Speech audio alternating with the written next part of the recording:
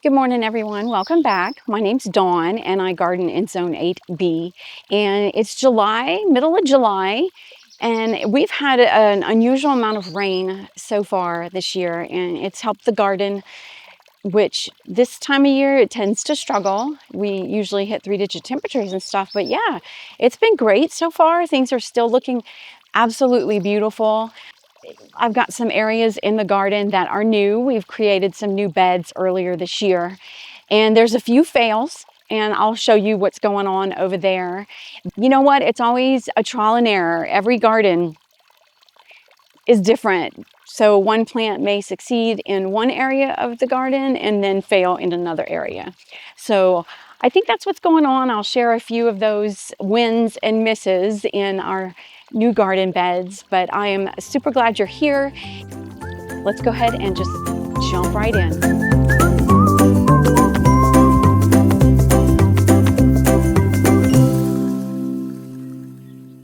All right, we'll start over here with the Bandolista pineapple lantana that is still forming these beautiful mounds and going crazy with all of the blooms. I do fertilize this. I find that lantana does better with fertilizer.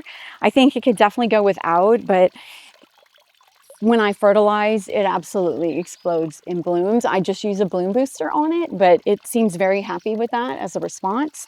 And then these are just some vincas from seed from last year. I believe they are from Baker Seeds. And so I just did a little underplanting of there, and they're kind of getting hidden down here. And then drift roses back here that have lost their, I think they were on their third flush already. 3. Is that crazy? I love my drift roses, and I've got a sadder story going on in the front, but we'll get to that. A few more blooms, and I do clean off my drift roses. You don't have to, but I tend to clip them back just because I feel like it looks cleaner. They are a self-cleaning rose. It's not necessary, but it's just something that I do. And then when we step down here, we can see the John Fanick phlox is going nuts. This is one of the most beautiful perennials. They are covered in hummingbird moths and butterflies, bees, you name it. Once it is done with its flush, I will deadhead it, and then I'll get a few flushes every now and then. It's pretty susceptible to powdery mildew, which it does tend to get every single year. I don't overhead water it anymore, so I'm hoping that maybe it'll have a better chance of not coming down with that this year. So we'll see. And then you can see the butterfly weed has reseeded all over my garden. It is covered. And I have not seen monarch eggs yet, but I'm keeping an eye out and staying hopeful. I've seen lots of monarchs, but not the eggs. The sun's starting to come out. The Happy Diana is still doing a beautiful job. This is a wonderful clematis and still covered in blooms and spreading like crazy. Very happy in this spot. And back here you can see the white swan echinacea. Absolutely gorgeous, and it has reseeded this entire area. So it looks like I'm going to get a succession of blooms, which is fantastic. They just reseed every year and come up absolutely beautiful. I'll get one flush, and that's about it. They're not a continual flusher for me, but that's okay. I've got other color going on elsewhere. And then right next to the white swan is calamint, which you can see here. Another one of my favorites. You know, I always say they're all my favorite. It's so hard to pick and choose, but this is just because I love the whimsy of this plant. And this is 2 plants. You can see how large it is. This is another pollinator magnet, and it will fill out all summer long, make cute little white flowers, and just adds a lot of additional charm to this area of the garden underneath this Arizona cypress. So this part gets morning sun, afternoon shade, and so it's really ideal for a lot of plants. You can see the incredible hydrangea poking out from behind the tree. It's another one that does fantastic. This area tends to stay a little bit on the wet side, and so it's a great place for a hydrangea. Then down here you can see there is some dragon's breath celosia, which are from seed previous years, and then they went ahead and reseeded along with the butterfly weed behind it. I've got some gorgeous morning glory evolvus. It's a beautiful, beautiful summer blue flower. The sunshine ligustrums back there, I just keep those trimmed up into little balls. I feel like it kind of helps this area. I let it go a little bit wild, so I like the symmetry of the ligustrums in the back there. And over here, the Goldstrom Rudbeckia has filled in nicely. And I have had limited success with the variety of Rudbeckia that I've been using. I think it's Sahara Rudbeckia. And it has not reseeded for me, and it has not returned. So I think that this may be more successful. This is more of a native variety, so I'm hoping for a little more success year to year. I don't want to have to replant them, but I love the pop of yellow in the garden. As you can see, obviously, by the lantana and everything else. The purple cone flowers, they have flushed out. This is probably the only flush I'm going to get, but I will come through, deadhead these, or maybe not. I actually may just leave them on and let them reseed and fill this area. And then just to cover these pretty little baskets right here, this is a beautiful scaboli and a penta, and then this such a cute little creeping zinnia. You know, with annuals, I really struggle with the names of the plants. So, oh my goodness, look. Ah! Oh! Oh my God. I don't even know where that came from, but let me figure out. I think that's a bad guy. Let me check this out. Give me a sec. Okay, yeah, I'm going to let him go. I just don't know if you know you can do this, but if you want to know if your caterpillars are good or bad, or if an insect is good or bad, did you know you can take a photo with your phone? So you're going to take a picture with your phone. You're going to go to share. You're going to scroll all the way down to search on Google. And Google Lens is picking up that image. And it's going to bring up everything you need to know about that image. You can even do this for plants. And I want to know if this is a good guy or bad guy. So it searches and it gives me the results. So this is a giant leopard moth caterpillar. Look how gorgeous he is. Wow, look at that. So I think he's a keeper. And what it says is, despite their grisly appearance, they are harmless to humans. All right, well, that was a close call. And from what I did read is they can be bad in large numbers, but he's the only one I saw. But I probably will keep an eye on the foliage over there and make sure he's not doing damage. If he is, I'll move him elsewhere. Back here, the oak leaf has gone out of bloom, but I do leave mine in natural form. The crispy blooms look so pretty, I think. And I have been trimming up. These are Eagleston hollies, and I do apologize. A lot of people ask about my trees, and I forget to include them, but these are about 4 years ago. They were replaced after we had that massive freeze here in Dallas, and they are evergreen, and they're here for privacy. Really, I just wanted a evergreen shade and privacy plant. And the only thing about hollies, the only downer that I have noticed since I've planted them is it is really hard to get plants established underneath them. So other than that, I'm very pleased. It's been a beautiful, beautiful, lush evergreen throughout the year. But I am struggling on what I can plant down here that will not compete with the roots of the holly plant. It looks like the competition's pretty fierce. The holly roots grow very shallow. And so anything I put in there has been in direct competition with the holly roots. And I've put drips to a lot of the plants to see if that will help. But all that does is actually attract the holly roots. So I have some natives in there. Really, I've tried Turk's cap. Several things. I noticed my hostas are really struggling as well. So I've got a lot of things to figure out for next year to figure out what's going to thrive in these beds. I don't want annuals every single year. So I'm really, really searching for some perennials that can tolerate the competition. So the Platinum Beauty right here. This is a beautiful grass by Southern Living. We overwinter this in the greenhouse. Absolutely gorgeous. And if you could see down here, this is usually where my catmint is full. And I did the Chelsea chop, which is really hard to do.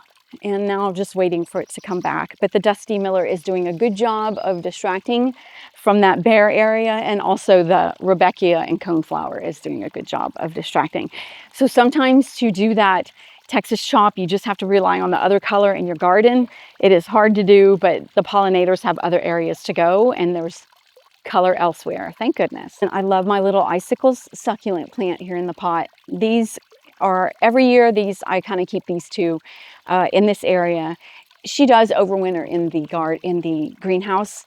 Doesn't, I don't think she would survive the winter months.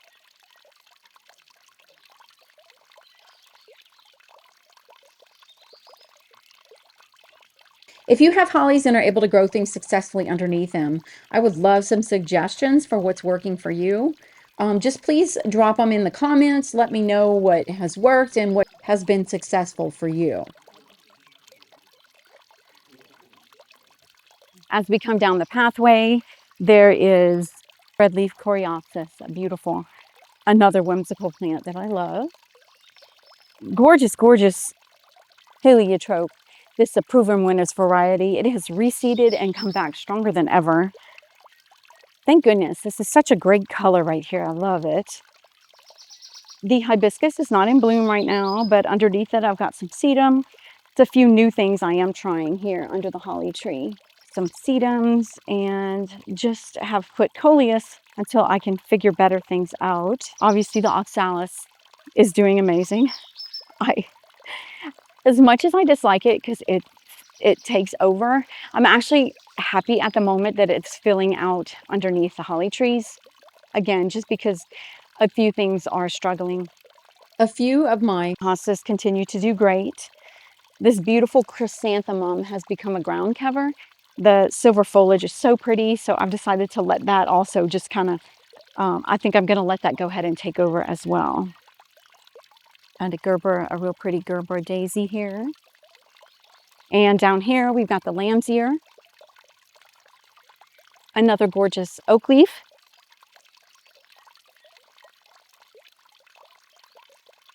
This is a newer Santalina. This is another wonderful plant that can handle the Texas climate. See how large that one has gotten down there? So I put this one in last year, just hoping it also just kind of fills out this space, because I think those hostas are probably on the way out. They are struggling to compete with these holly roots. So I may just go ahead and line this. That is kind of what's going on in the plan here. If these continue to get smaller in size, I'll probably just fill this and line it with the Santalina. But you can see all the beautiful hostas in the back. These are doing great. They're not mixed into the holly roots, and I think that's why. They're under some claras.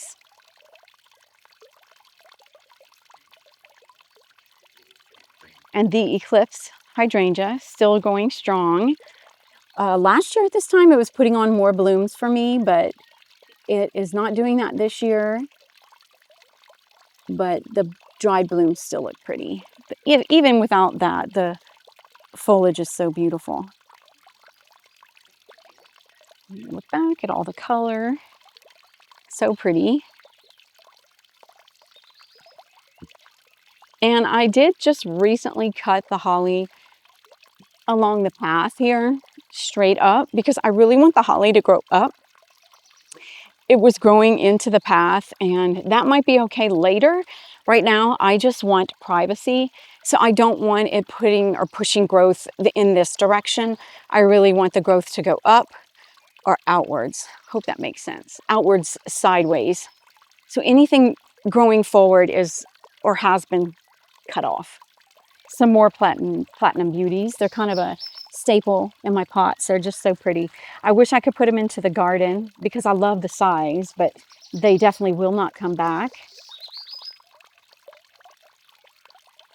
As we swing around here, we're getting to the new beds.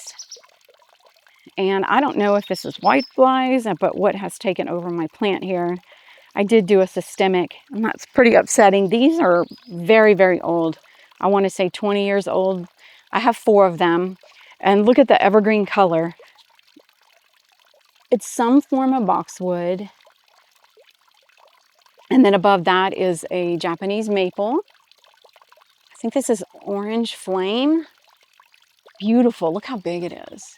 I'm also hoping it will give us the privacy. But in the fall, it does make a beautiful orange and burgundy foliage. And then the oak leaf tree, you can see back there, doing well, putting on some few leaves. But anything, as you know, if you train into tree form, you can, oh, look at the spider. Oh my goodness. Oh, he's huge. I'm glad I didn't walk into that web. See the growth at the bottom? So I'll have to come cut that off. Anytime you're training anything into tree form, you're gonna keep getting that for several years. And if you keep popping it off and training it up, it will eventually just give up. And then over here, my little container factory, as I call it. Look at this beautiful coleus. Isn't that insane? I see it's making some flowers. Very cool looking little flowers.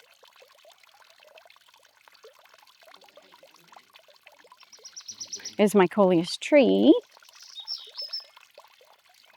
And then I just planted some purslane, and so I took little cuttings and just stuck them in.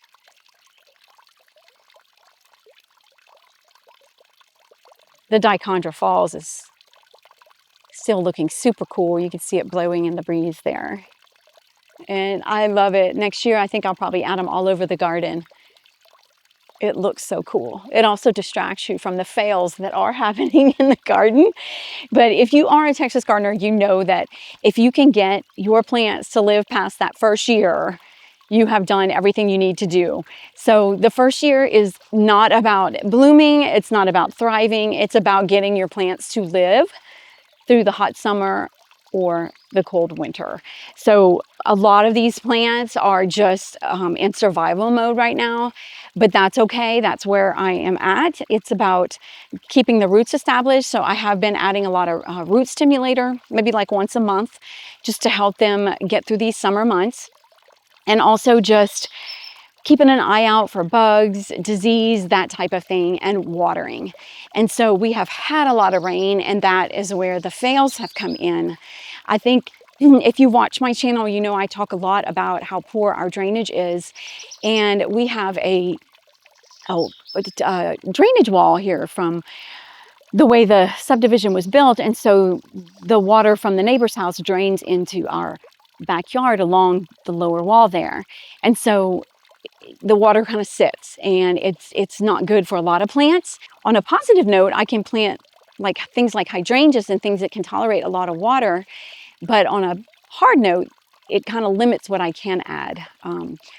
So I'll go through, kind of show you what's happening with that, and keeping my fingers crossed that I can nurse them through the first season. But I'll start here. We've got the columbine. This is all just coleus that I am spreading through clipping, so it'll be neat. It was almost empty when I first put it in, and all I do is come in when it gets too tall. I'll nip it at a node, and you'll remove all of the leaves if you can, just like that.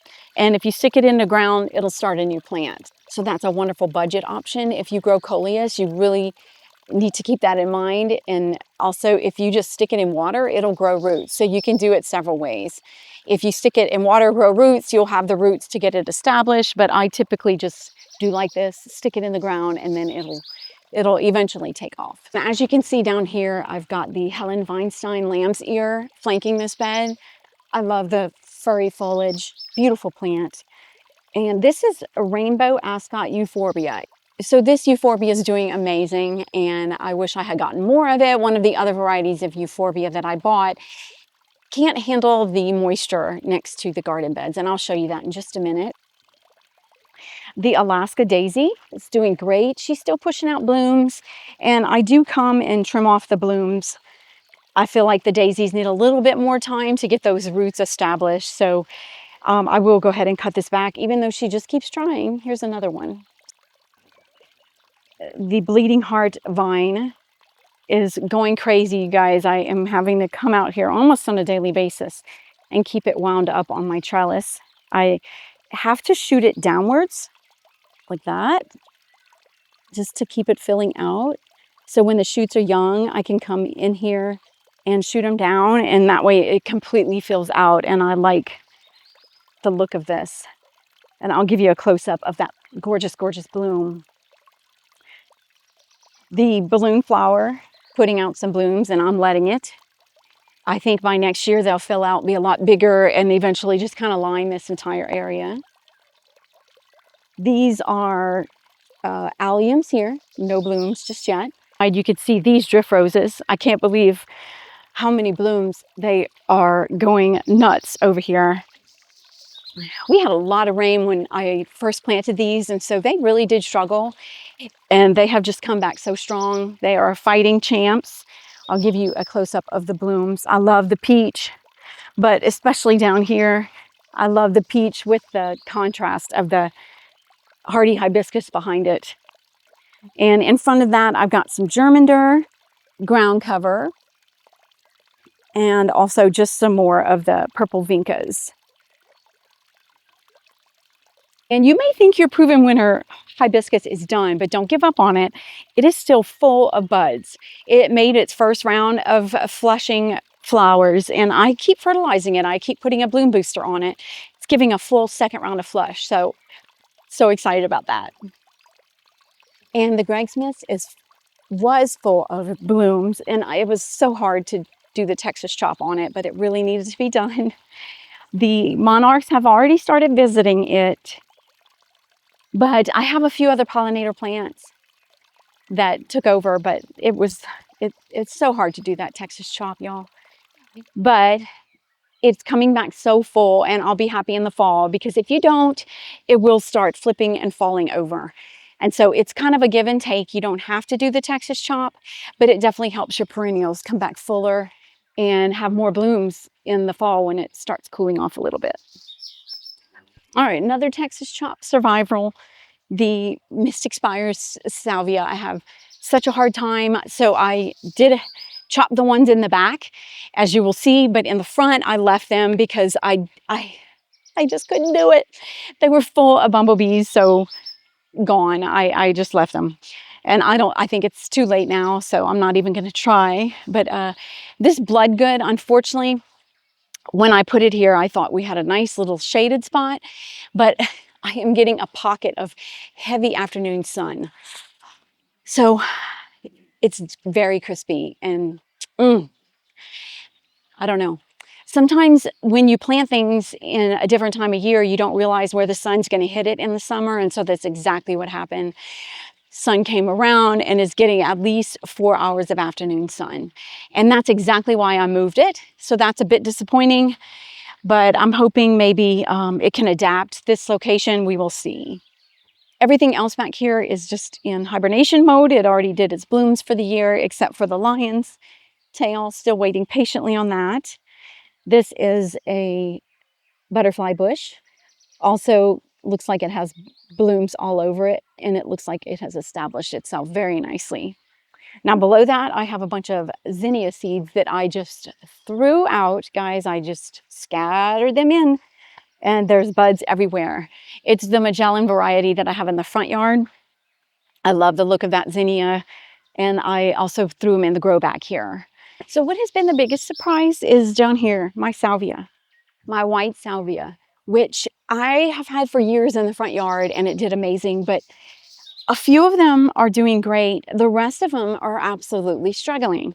I've lost two of them, and then portions of 2 of the others. And I can't figure out why. And that's your biggest hurdle when you're gardening, is to figure out why is a plant suffering where it is when it should be thriving. And this is getting a full sun. So it has to be a drainage issue. And so I dug up this entire area. I added some expanded shale. I cut off the dead growth, and I'm checking for bugs. It's full of pill bugs as well.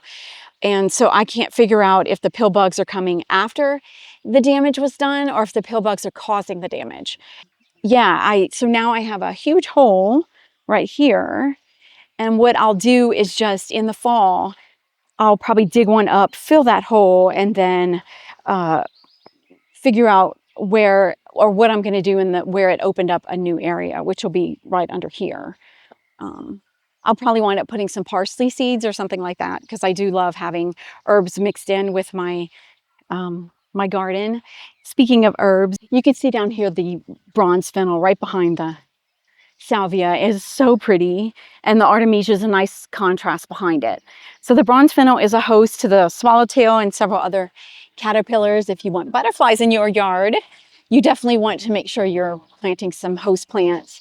And so, although I don't see any, my fingers are crossed that they will come soon. And the big leaf hydrangea is doing beautifully back here. Baby plant also putting on so many pretty blooms. The bear's breeches have seen better days, and that could be because of the hotter weather. So we'll see, but again, with all of the rain, I think that amending the soil will help. I just think the drainage back here is not that great. So I'm just going to come in, pull off the bad looking leaves because the foliage itself is so pretty. And so I can see new growth coming in that looks very healthy. And that is what I want to see. It tells me that the roots are there, the roots are getting established. So a little ugly is okay. Again, we're not looking for beauty. This is the first year. So we will see if this plant can survive the soil and conditions in this part of the bed. Again, the wall drains, and when we get a lot of rain, there's just not a lot I can do about that. But the pots are beautiful. There's some heliotrope and sweet potato vine. There's white salvia at the top. There's some gazania tucked back away behind the sweet potato vine, and then that's euphorbia poking out on the left side there. This viburnum, I am training into a multi-trunk tree. So you can see I've got some twine here, just kind of keeping the new growth limbed up like that, and then pinching off all of the other. And that is how you train things into a tree form. So lots of new growth. Another host plant, you can see the parsley back up in here. This is just by seed, just scatter the seed and your parsley will take off. Russian sage here, all got the Texas chomp as well. There's some new blooms coming back already. The rock rosabelias, I see a few blooms starting. And then I've got some succulents planted down here, just kind of as a little ground cover. To show you guys what the canopies are. So I have a huge oak tree here, and then a cedar tree here, and then I've got a holly back there. So all of this area gets afternoon shade, morning sun, afternoon shade to most of all of these beds, which are perfect conditions.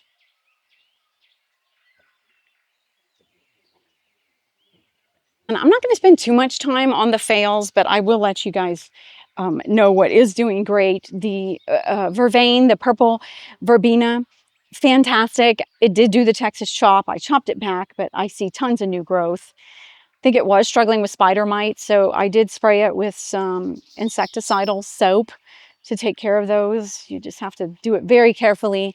And I think it took care of it because the new growth doesn't seem to have the damage that the old growth does. And along the wall there is white mistflower. It's a Texas native. It'll bloom in the fall. The spinach is just incredible. And I'm really surprised how well it's done. We have yet to eat it. And I was waiting for a flower. It's supposed to flower. So we will see if it actually happens. The flower is supposed to be very attractive to pollinators. Oh, I see some kind of scale or something on there. But what I wanted to show y'all was the glacier blue euphorbia down here is really, really struggling.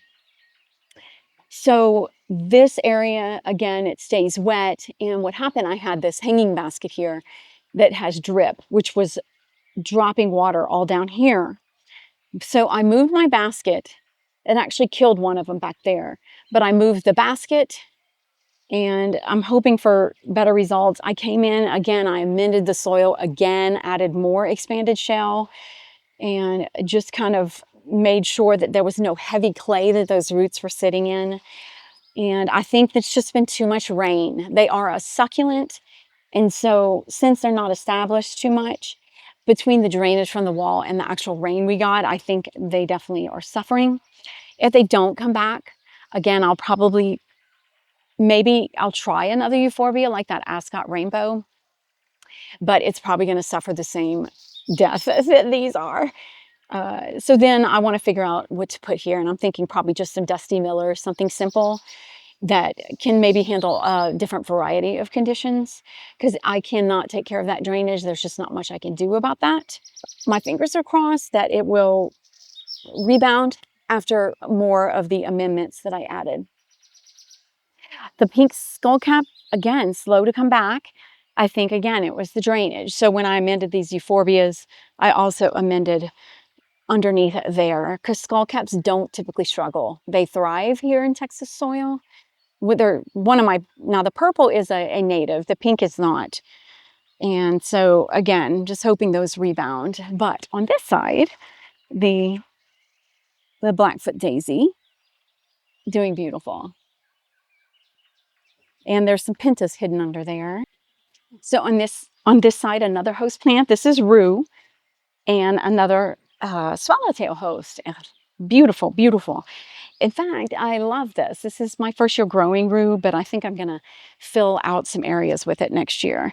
I've got Walker's low catmint, some rosemary, grandma grass, which is a native. It looks like it's putting on its beautiful feathery little plumes. This is tickseed, another native. This seems to be working well in this area. I planted this is the second year, and you can see don't forget the perennials. They sleep, leap, and then no, sleep, creep, leap. So it's when it's creepier, which it's looking really good for creepier. Some carex, again, more just white mist flower all along there. And then the evolvus, the morning glories, lining this pathway here. Beautiful celosia. And I have some gladiolas in here that were absolutely gorgeous. And I think I'm going to get more for next year. They were, mwah!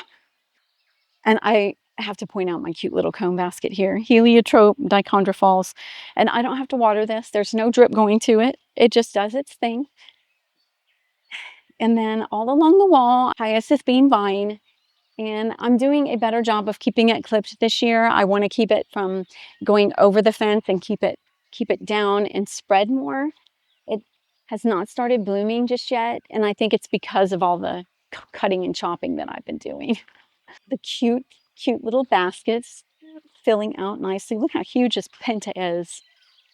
And we've got some dichondrophals, black mondo grass, and then that pretty little zinnia trailing flower again. And let me just do a quick little greenhouse show. And I am keeping it empty. I'm getting a little container collection. I've been fortunate enough to catch a few sales. So Shades of Green had a 50% off pottery sale, and then Callaway's had a 30% off. So I got some cute little containers for $2.50 at Shades of Green. And then these at Callaway's were $5. Look at that. So I am going to make a show about how I patina my plants. I haven't seen it where anyone else has used this technique, but I love it. And I especially love it because it adds so much texture to the pots. And what I've seen is a lime wash. I have also used cornstarch myself. And then I've also seen the yogurt, but it's none of those. And I just want to share it with you because I've got a couple of plastic pots in my container garden that I want to replace with these beautiful terracotta pots.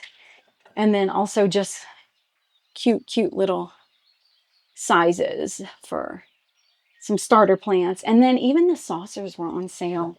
So in addition to the cute little pots, I was able to stack up on some saucers, which usually aren't part of the sale. But here's some Orlea seeds that I harvested, and I drying them out. I just have not put them in the bags yet. And I did get a nice seed storage organization video going. If you haven't seen it, I'll put the link up there. But I have found a fantastic way to store my seeds to make sure they stay viable for next year. Was saving this for the caterpillars. I have tons of Gulf fritillary caterpillars right now on my passion vine, but they're doing fine there. And every day I go out and I still see the same number. So I haven't used it just yet. They seem to be pretty hidden from predators. So, and then let me just show you guys another view of the cute little floor. It turned out better than I expected. And I'll put that link up there as well. So if you want to see how I did that, you can go ahead and watch that video. And then all along the fence here is mint, which I love growing the mint. And a lot of people ask about my neighbors because we all know mint can be invasive, but this is their pool area. It stays closed off, so there is no competition on the other side to protect their yard. So they're happy with mint growing back there. It's not a big problem. However, if you do have neighbors, that might be something you want to consider before you plant it because it will take over. Again, I'm happy that it's taking over this area. Cute little frog that my mom gave to me. And then back here, we've just got grow bags of some cut flowers that I don't have space for. And then also just some veggies, and I'll take you through those real quick. This is amaranth. Grew from seed, and it looks like it's starting to put on some little blooms. Thank goodness my husband is the veggie grower. He tends to the veggie garden. I tend to the flowers because I think I would have a hard time doing both. I help him a lot in the veggie garden, but it's more his thing as the cut flowers are more my passion. This is I think we have cucumber, and then we have okra. And it looks like he harvested a lot of it. But by the way, I love the okra plant. I'm actually thinking we can use it in the landscaping. It grows straight up and has cute little okra spikes. I actually give it a thumbs up for decorative appeal. It's pretty messy back here. The Gulf fritillary caterpillars are back here, so I'm gonna show you real quick. It's messy because it's crowded. It's not messy for messy's sake. It's just we don't have the space. Everything's pretty jammed together back here. These are, look at all the poblano peppers, tons of them. And then we've got some lemon and lime trees. This one might be ready to harvest. Tons of tomatoes, which are struggling with caterpillars right now. Oh, eggplant, we've got a good one going. See that? All right, let's find some Gulf fritillaries back here. Oh, there is one right there. I don't want to. Had tons and tons of little babies. You want to protect these guys. These make beautiful. Those caterpillars turn into beautiful butterflies. So I plant this passion flower just for them. They come in and they devour it. If you'd like to have caterpillars, you want to plant 2 of them. You can plant one and sacrifice it for the caterpillars, and then you can plant the other one for the flowers. You would just pick the caterpillars off of the flower plant and put them on the sacrifice plant. This one is specifically for the caterpillars, so you can see how they just devour your plant. But again, that's what it's here for. This is the beautiful butterfly that you would get from that caterpillar. Go around and show you what I mean by the okra plant. Look how straight up it grows. Isn't that awesome? And then the okra just spikes up. There's no flopping at all with this plant, so it's actually kind of cool looking. Growing above that all wild is my ladybanks. Not ladybanks. Peggy Martin climbing rose. That is just huge and out of hand, and I've trimmed it, and all it did was make it grow even crazier. It's spreading. And I actually thought about making a canopy or an arch from the rose to the greenhouse, but then we won't be able to grow all of these veggies because it'd be too much shade. The autumn joy, let me move my shovel here. The autumn joy sedums, I did the Texas chop on, and you can already see tons of new growth. It's full of them. So when you grow sedum, did you know that you can do the same as what I showed you with the coleus? You can cut off a node, remove the leaves, and stick it in the ground. So I did this about 2 weeks ago. I put one here and another here, and look how healthy they look. Some beautiful pots. And let me show you this Tacoma Esperanza. Isn't that beautiful? I think I left the tag in here. Mhm. And then the Peachy Keen Verbena. Isn't that beautiful? With, this is a wave petunia here. Some more verbena back here. Some oregano. So roses are a different breed, and I know a lot of people don't like to grow them because of the fuss and the problems they can have, but I absolutely love roses. And one of the most maintenance-free roses I have is the drift rose. My Floribunda Sexy Rexies have never been a problem for me except for the last few years. And so what happens in the spring, they flush out beautifully, but they've been suffering every single year with black spot. And I think what I figured out was the timing was corresponding to when we put in the greenhouse. So part of the problem with gardening, unless you live in a bubble, you're gonna have problems in the garden. Things are gonna come up and you're gonna have to figure out why or what to do. So I am not giving up on them, but what I do think I need to do is come in here and fix the drainage problem. My husband put a pump. So under all this rock, there is a pump pumping the water to the front of the house. This used to be a huge area for drainage. It's also where my cut flower garden is. So it's causing a lot of problems. And I think that is what's going on with the roses. And the way I figured that out is because of the timing. Since they had black spot, I had to defoliate them. The black spot was out of hand. Defoliate and start from scratch, and that's why they look awful. And it's taken a long time for them to come back, but I see a lot of healthy new growth. And so I'm feeling confident that they're going to be okay. But I still want to figure out what I can do about the drainage so that this doesn't happen every single year from now on. But you can see back here, I've got all these volunteer zinnias, and these I've decided to leave because of the color. They're absolutely gorgeous. On this side, we have just lots of varieties. This is just a dwarf crepe myrtle. A lot of people asked about this. They thought I just cut the crepe myrtles down, but this is actually the dwarf variety. And so I do just trim them up like a little tree back here. A lot of this went through the Texas shop, so there's not a lot of blooms. I'll point out the things that are blooming. Again, these are annuals with the salmon zinnia, the skullcat, the yarrows coming back. That is calamint or catmint. Again, the white lesser catmint, but I did cut that back. Look at the gorgeous annual zinnia. Again, I cut back this is Mexican mint marigold, the purple skullcap, McCanna lily,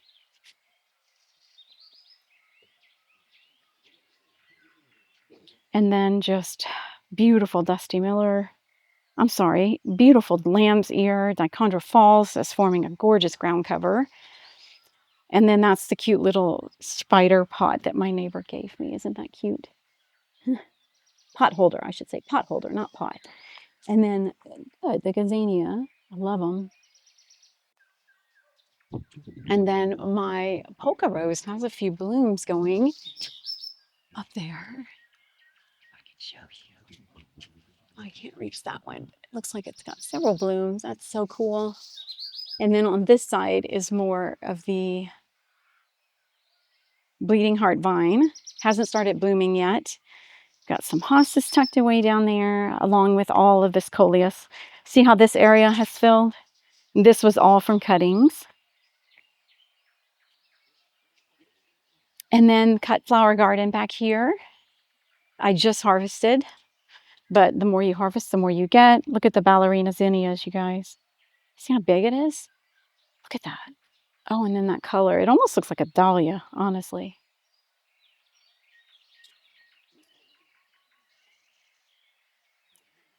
And then I've got some Benary giants back here that when they say giant, they mean giant. They are so beautiful and huge.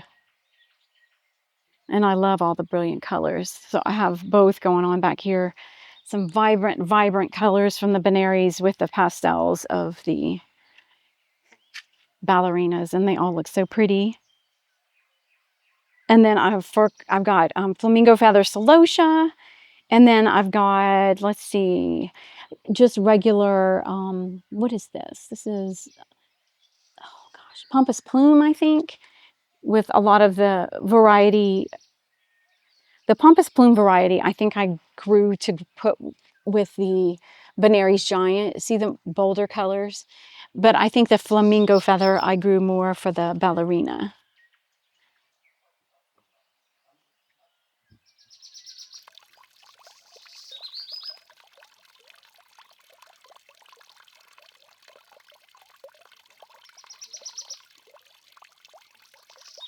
Amazing pentas, butterfly magnets, skyscraper salvia, gorgeous salmon color, and then my beautiful rose that is full of draping annuals underneath. And I'm going to come around because I want you to see this vinca. A cascading vinca is so beautiful and will get you through those summer months. I have trimmed up all of my Texas sage into little bonsai forms. I can see some little buds getting ready to open, so that must mean we're going to get more rain. And then I've decided to underplant those with Dusty Miller. I put these Texas sun drops underneath earlier this year. I don't think they get enough sun in this spot. This is a tough bed. It only gets severe afternoon sun, which I think these Texas sun drops, it's just not enough. So what I've decided to do is just keep it all silver. I'm going to fill it with Dusty Miller dichondrophals and the Texas sage and just have that all along here. And I'll move the sun drops and the sneezeweed in the fall or in the spring of next year. I bet that has been a struggle. You know, I know sometimes I think I don't mean to make things look easy because they're not. A lot of trial and error in my garden. Everybody has trouble spots. And I think with Texas, especially if you get that evening sun, you're always going to have difficulty figuring out what you want to put there because your options are so limited. But because of this huge holly, it will shade the very back, but not the front. And so the Texas afternoon sun beams on this garden back here. But I have had success with the lamb's ear all along the border here. And the holly ferns, I've also had success with. And I'm trying Turk's cap for the first time this year. I've got the salmon Turk's cap, which so far, so good. My fingers are crossed that everything will come back in the spring. All right, friends, this video is getting way too long, but before I go, I just want to tell you about this Instagram giveaway. Ninja the Plant, Texas Gardener, and I are hosting a giveaway on Instagram. It is a beautiful wild goose seed storage photo album. Look how pretty. It has a little elastic for closure. It's got all of the seed packet bags and then all of the cute little seed holders clear on the back so you can see the seeds. If you'd like to enter this giveaway, please find us on Instagram and make sure to enter. I'll put the links below to our Instagram. Go ahead and hop on over there, give us a follow. So make sure you read the entry details and give it a go. And if you watched this long, thank you so much for watching my entire backyard. And also just know that I don't want to make this video an hour long. So I'm going to save the container garden and the front yard for part 2. So make sure you turn on your notifications so that you don't miss the next video of my July garden tour. You've been such an amazing and supportive community, and I just want to extend a very sincere thank you.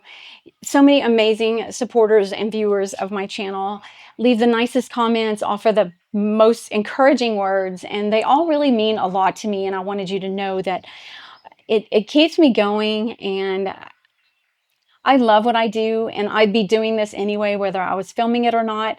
So you've made it an absolute pleasure to make these videos and share them with you. And I hope that you find some knowledge or inspiration in watching them. And I hope they help you, maybe get going and get some ideas for your garden. That's the whole reason behind them. But I do love hearing from you. So please leave lots of comments, lots of feedback. I'm trying to get to 10,000 subscribers. So if you like the video, I sure hope you consider subscribing. I could sure use your support with that. So anyways, thank you guys so much for joining me today, and I hope to see you in the next one. Bye.